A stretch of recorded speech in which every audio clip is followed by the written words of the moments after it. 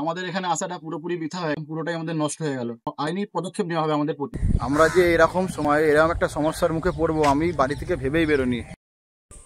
দাদা হ্যাঁ বলো। এখানেই করছো? এই আমার যেটা কাজ, আমার ভিউয়ার্সদের জন্য কন্টেন্ট রেডি করার জন্য আবার চলে এলাম এখানে। আচ্ছা আচ্ছা, কোথায় যেতে চলেছি আজকে? আজকে কোথায় যেতে চলেছি সেটা তো আমি এখন বলবো না, সেটা ভিডিওর আগে দেখতে হবে। ওই জন্য বেশি কোশ্চেন না করে আমার সাথে তোমরাও চলো, যে আমরা কোথায় যাচ্ছি, কি করছি, সবকিছু আজকে তোমাদের সাথে শেয়ার করে চলো।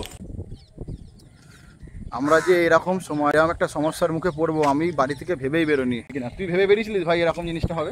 ও ভেবে বেরোয়নি যে এই জিনিসটা আমাদের সাথে ঘটতে পারে। আমরা মাঝ রাস্তাতে ফিউল আপ করানোর পর গাড়ি দাঁড়িয়ে গেল এক জায়গায়, কী কারণে বন্ধ হলো জানি না, সাথে সাথে হর্নটাও বাজা বন্ধ হয়ে গেল। ওই যে হর্নের সুইচটা যে ব্লক, আপনাদের দেখাচ্ছি সুইচ, এই যে পুরো ব্লক, এই দেখুন পুরো ব্লক, কোনো রকমভাবে প্রেস করা যাচ্ছে না। দেখুন আপনাদের কোনো রকম প্রেস করা যাচ্ছে না। এবার আমরা কি উপায় বের করবো? ব্লগটা সবে স্টার্ট করলাম আমরা, এখনই এই অবস্থা।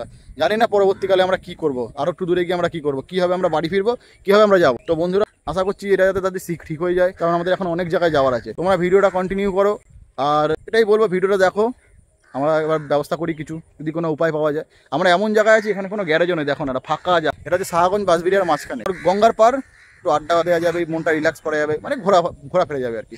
চারিদিক ফাঁকা, দেখুন চারিদিক ফাঁকা। এবার আমরা এখন এটাই প্রবলেম পড়ে গেছি, দেখা যাক কি করা যায়। তোমরা ভিডিওটা কন্টিনিউ করো।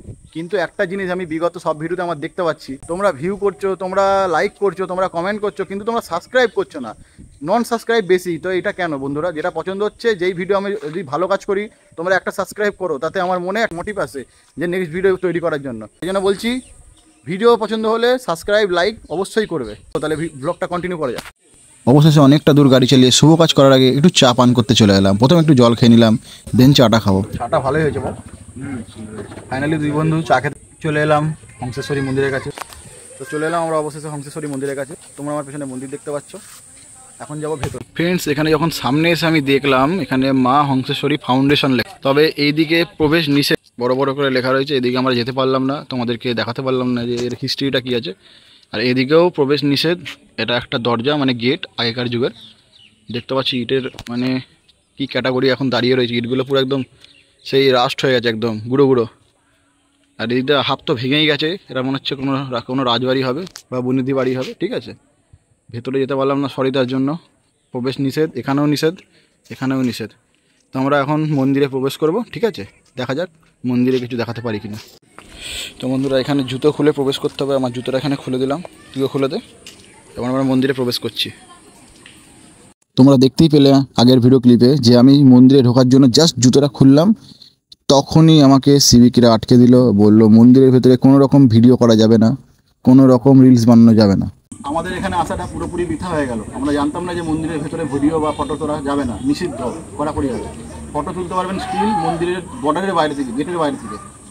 তো ভিডিও যা করলাম, যা আমরা ব্লগ তৈরি করলাম, পুরোটাই আমাদের নষ্ট হয়ে গেল। আর আমাদের বলে যদি এটা পোস্ট করা হয় তো আমাদের আইনি রকম মানে আইনি পদক্ষেপ নেওয়া হবে আমাদের প্রতি। তো বন্ধুরা ওটাই বলছি, তোমরা দেখে শুনে সব দিকে পড়ে তারপর ভিডিও করবে, ঠিক আছে? তো ব্লগটা এখানে শেষ করছি। মনটা খুবই খারাপ, এত দূর এলাম, পুরো আশাটাই দেখুন নষ্ট হয়ে গেল। সব থেকে খারাপ লাগে তোমাদের দেখাতে পারলাম না। তো সবাই ভালো থেকো, ব্লগটা এখানে শেষ করছি, টাটা।